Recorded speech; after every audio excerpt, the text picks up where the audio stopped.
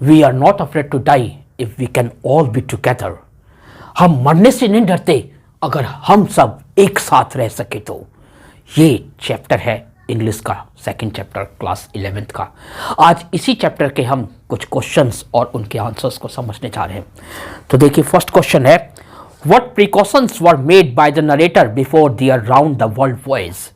अपनी समुद्री मार्ग से यात्रा करने से पहले नरेटर ने कौन कौन से प्रिकॉशंस को अपनाया, नरेटर ने कौन कौन सी सावधानियां बरती, या नरेटर ने ऐसे कौन कौन से काम किए जिन्हें उसे पहले करना बहुत आवश्यक था। The writer wanted to go around the world voyage as captain James Cook had done about 200 years earlier. जो लेखक है, राइटर है, वह संसार का समुद्री मार्ग से चक्कर काटना चाहता था, क्योंकि उससे पहले भी 200 साल पहले जेम्स कुक नाम के कैप्टन ने ऐसा कर दिखाया था। For about 16 years both he and his wife used to spent all their free time in improving their sailing skills on the British Sea। लगभग 16 सालों तक उसने और उसकी वाइफ ने ब्रिटिश सी में अपनी सेलिंग स्किल्स को इंप्रूव करने के लिए लगातार 16 सालों तक अभ्यास किया, प्रैक्टिस की। They made a 23-meter long boat wave walker with great skill। उन्होंने 23 मीटर लंबी एक बोट बनाई जिसका उन्होंने नाम रखा था वेव वॉकर, और ये बोट उन्होंने काफ़ी दक्षता से, काफ़ी कुशलता से इसको बनाया था और बनाने का प्रयास किया था। They tested it in the roughest weather. इसका उन्होंने खराब से खराब मौसम में, समुद्री मौसम में, खराब से खराब समुद्री मौसम में इसका उन्होंने परीक्षण किया था, इसकी जांच की थी, इसको टेस्ट किया था। Finally they started their voyage in July 1976। और ऐसा सब कुछ करने के बाद अंत में वो 1976 को जुलाई में अपनी समुद्री यात्रा को प्रारंभ करते हैं। नेक्स्ट क्वेश्चन समझते हैं। नेक्स्ट क्वेश्चन आपका है, ये जो क्वेश्चन है आपको मैं सपोर्ट मटेरियल से ही 11th क्लास की इंग्लिश की सपोर्ट मटेरियल जो कि गवर्नमेंट स्कूल के विद्यालयों में दी जाती है उससे मैं आपको एक्सप्लेन कर रहा हूँ। सेकंड क्वेश्चन है, how did the first leg of the journey pass. यात्रा का जो पहला पड़ाव है इसको फर्स्ट लेग कहा गया है। ये पहला पड़ाव किस प्रकार से गुजरा, what happened to them immediately after they left. और ये जो फर्स्ट पड़ाव कंप्लीट होते ही इसके बाद फिर वो जब अगली पड़ाव के लिए यात्रा पे शुरू हुए तो उनके साथ क्या हुआ या क्या घटना घटित हुई। The first leg of the journey was from Plymouth England to Cape Town southernmost trip of Africa. जो उनकी पहली लेग थी, फर्स्ट लेग यानी पहला जो पड़ाव था यात्रा का, वो इंग्लैंड के प्लाईमाउथ से southern most trip of Africa, Africa के जो दक्षिणी भाग है जिसका नाम है केप टाउन, वहां तक का ये पहला पड़ाव था। It was a journey of 105,000 kilometres. और ये जो पहला पड़ाव था ये 105,000 किलोमीटर की यात्रा थी जो उन्होंने पूरी कर ली थी। It passed quite pleasantly. और इस यात्रा को उन्होंने बड़ी ही शांतिपूर्ण और सुहावने ढंग से कंप्लीट किया था। But after living Cape Town they had to face strong gales. लेकिन केप टाउन से आगे बढ़ते ही, जैसे ही उन्होंने केप टाउन को पीछे छोड़ा और अपना दूसरा पड़ाव यात्रा का शुरू किया तो उन्हें भयंकर भयंकर और पावरफुल स्ट्रॉन्ग गेल्स, तूफानों का, समुद्री तूफानों का सामना करना पड़ा। नेक्स्ट क्वेश्चन है, how does the author describe the wave walker. Author यानी लेखक जिसने कि इस समुद्री यात्रा को करने का प्रयास किया और करके भी दिखाया, उसी ने ही अपनी कहानी लिखी है, वही ऑथर है। तो ऑथर ने अपनी नौका वेव वॉकर को किस प्रकार से डिस्क्राइब किया, किस प्रकार से उसको एक्सप्लेन किया, किस प्रकार से लोगों को, अपने ऑडियंस को समझाने की कोशिश की, अपने रीडर्स को समझाने की कोशिश की। Wave Walker was the name given to the narrator's boat.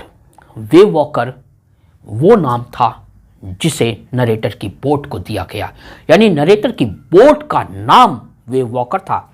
It was professionally built.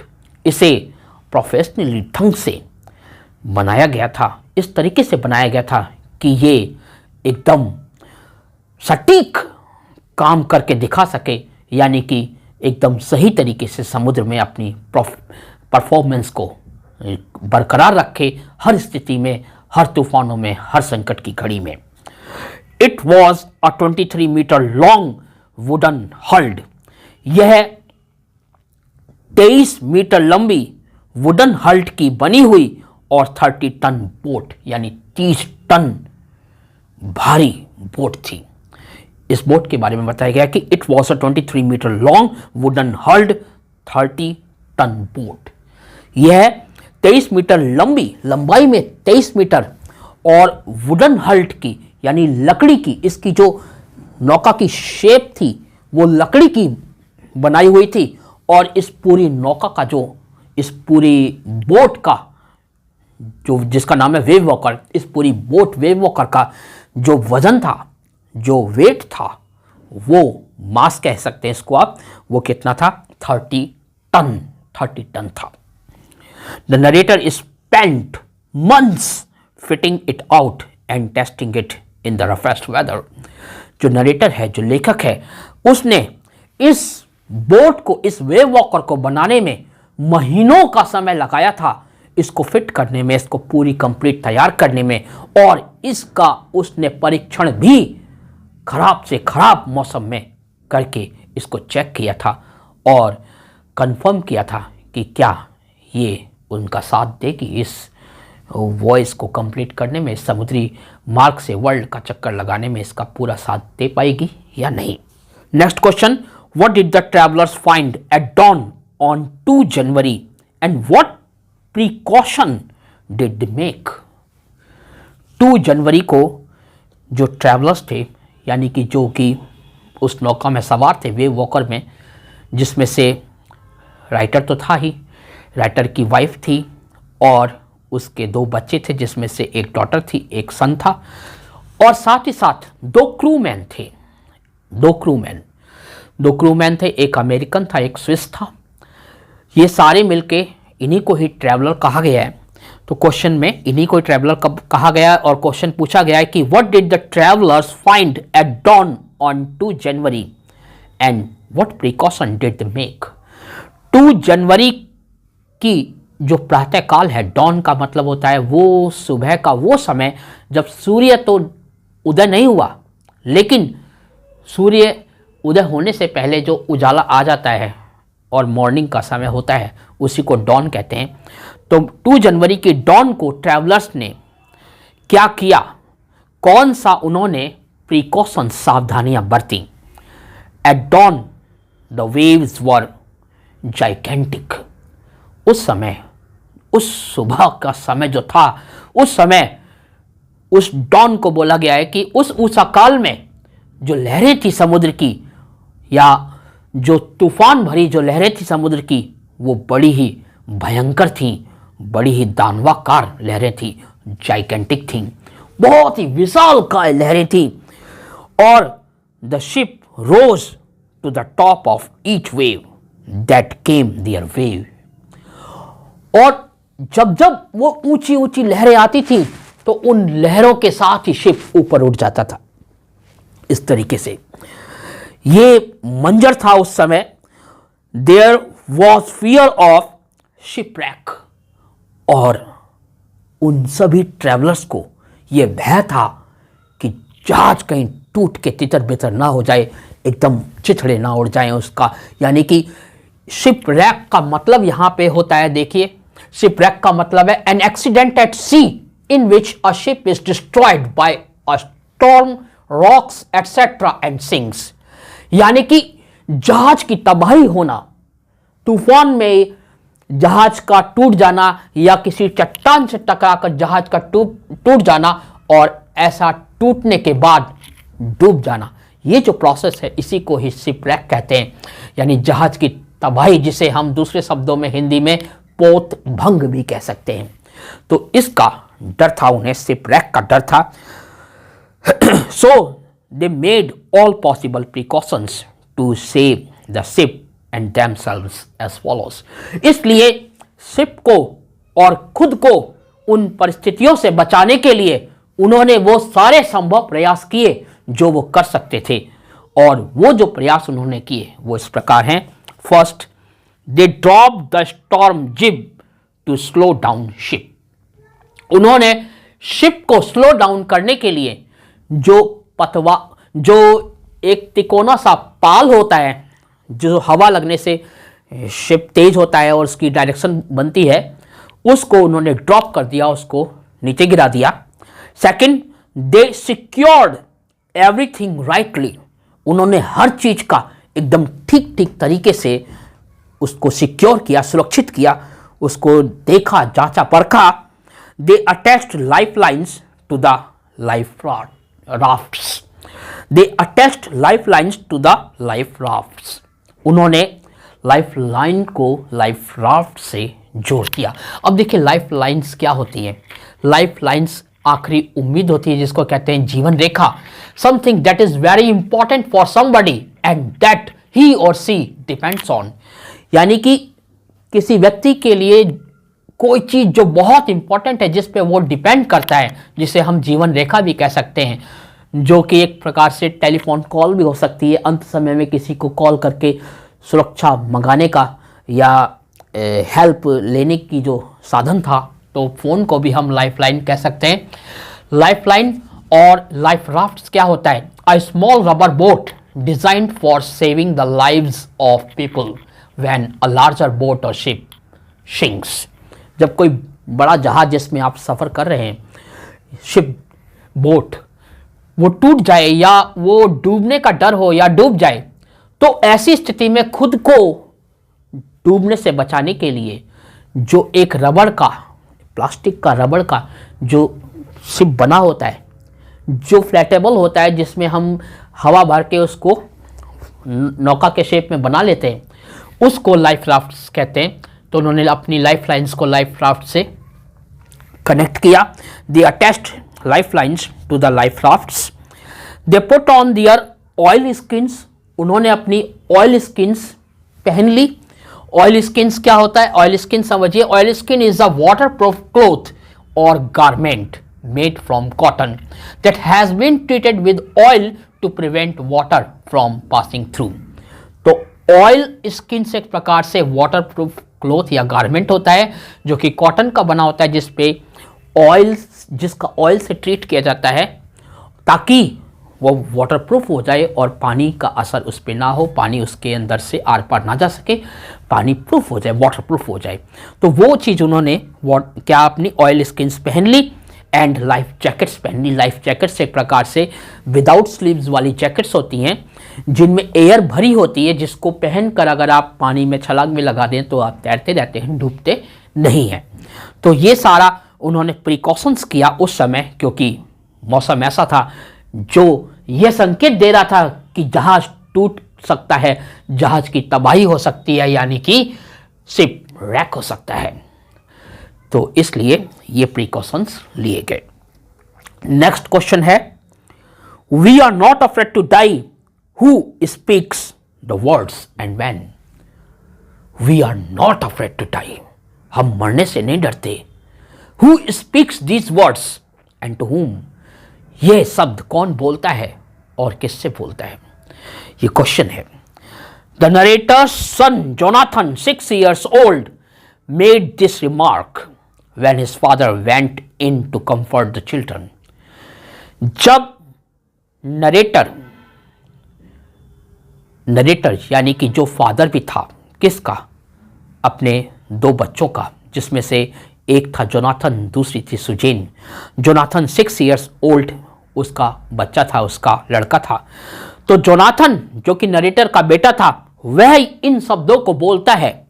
कब बोलता है? अपने पिता से बोलता है, जब उसके पिता अपने बच्चों की खैरियत जानने के लिए, अपनी बच्चों की सलामती जानने के लिए, उनको कंफर्ट देने के लिए, उनको सांत्वना देने के लिए उनके पास आते हैं, तब जोनाथन उनसे कहता है, but daddy, he went on, वो कहता रहता है, we are not afraid to dying if we can all be together. हम मरने से नहीं डरते अगर हम सब एक साथ रह सके, you and mummy, Shiv and I. आप, मम्मी, शिव और मैं अगर हम सब एक साथ रह सके तो पापा, फादर, डैडी, हम मरने से नहीं डरते। ऐसे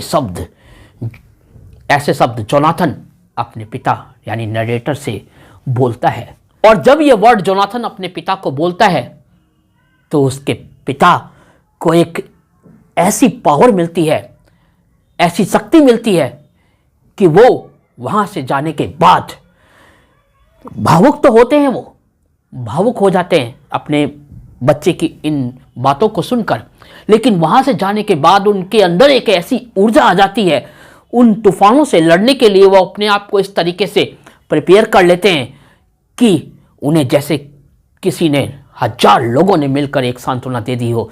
क्योंकि जब आप बहुत बड़ी मुसीबत में होते हैं और आपको कोई हिम्मत बढ़ा देता है तो आपके अंदर वो हिम्मत 4 गुनी 10 गुनी, जितना आप उसको मल्टीप्लाई करना चाहो उतनी हिम्मत वो बढ़ जाती है। और ऐसी स्थिति में आपके लिए जो काम असंभव सा लग रहा था आप उसको भी बड़ी सरलता से करके दिखा देते हैं।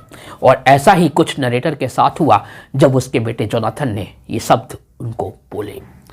तो बहुत ज़रूरी है मोटिवेट होना, अपने आप को मोटिवेट करना, या कई बार किसी के शब्द आपको कुछ ऐसा अंदर तक फील करा देते हैं कि आपकी लाइफ ही चेंज हो जाती है, जिनको कहते हैं लाइफ चेंजिंग वर्ड्स। तो ये बात किसने कही थी? सन जोनाथन, जो कि 6 साल का बेटा था, उसने ये बात कही थी। Next question, how did you make her father laugh? How did you make her father laugh when the situation was almost hopeless? जब वो परिस्थितियां, वो तूफान भरी परिस्थितियां थीं और जहाज का टूटने का, जहाज का तबाह होने का मंजर बना हुआ था, कभी भी मौत सामने नजर आ रही थी, कभी भी मौत सामने उनको आकर जकड़ सकती थी अपने शिकंजे में। ऐसी परिस्थिति में जो होपलेस यानी कि सब कुछ उम्मीदों से टूटी हुई जो परिस्थितियां थी, उन परिस्थितियों में सुजीन, जो कि उनकी बेटी थी, वो आती है और उनको एक पेपर पे कुछ दिखाती है। और वो क्या होता है, वो एक प्रकार से यहाँ पे इसको कहते हैं कैरिकेचर्स बनाती है अपने पेरेंट्स का, यानी कि एक मजाकिया चित्रण उनका करती है, एक मजाकिया ढंग से उनको प्रस्तुत करती है पेन पेंसिल में कागज़ पे बनाकर, जिससे कि देख के, जिससे कहते हैं ना हम लोग कार्टून उनका कार्टून बनाती है। और वो काफ़ी हंसाने वाला कार्टून होता है, तो उसको देखकर पेरेंट्स खुश होते हैं और वो सोचते हैं कि ऐसी विकट परिस्थितियों में भी बच्चे हमारी मायूसी को दूर करने का कितना प्रयास कर रहे हैं। तो ये वो मंजर होता है जब पेरेंट्स अपने बच्चों की फीलिंग्स को समझते हैं, असली फीलिंग्स को समझ जाते हैं। लेकिन कई बार क्या होता है, कुछ पेरेंट्स ऐसी स्थिति में बच्चों के 2 तपाचे लगाते हैं और कहते हैं कि दिखता नहीं हम कितनी मुसीबत में हैं और तुझे मजाक सूझ रहा है। वो पेरेंट्स बच्चों की फीलिंग्स नहीं समझ पा रहे, वो बच्चों को उल्टा समझ रहे हैं कि बच्चे उनका मजाक उड़ाने के लिए आए। नहीं, यहाँ पे पेरेंट्स समझ रहे हैं कि बच्चे उनका मजाक उड़ाने के लिए उन्होंने ऐसा नहीं बनाया, बल्कि बच्चों ने ऐसा इसलिए बनाया ताकि पेरेंट्स उनके इतनी दुखी परिस्थिति में हैं, वो उस दुख से उभर सकें, कुछ उनके चेहरे पे मुस्कुराहट आ सके, जिससे कि उनकी जो उम्मीद है दुख भरी वो ख़त्म हो, उनकी लाइफ में कुछ इन क्षणों में भी कुछ खुशियाँ हो, उनके चेहरे पे कुछ मुस्कुराहट हो, कुछ हिम्मत हो। तो बहुत ज़रूरी है पेरेंट्स का अपने बच्चों की फीलिंग्स को समझना। असली पेरेंट्स वही हैं जो हर परिस्थिति में अपने बच्चों की फीलिंग्स को, उनके हाव भाव को समझ जाते हैं और अपने बच्चों के साथ जो भी पॉजिटिव रिस्पॉन्स होता है वो देते हैं। तो आज इतना ही। आशा करता हूँ कि आपको क्वेश्चन आंसर समझ में आए होंगे, और आप लोगों ने अगर चैनल सब्सक्राइब नहीं किया है तो सब्सक्राइब कीजिए, और वीडियो अच्छा लगा हो तो शेयर भी कीजिए और लाइक कीजिए। Thank you very much for watching this video. Thanks a lot.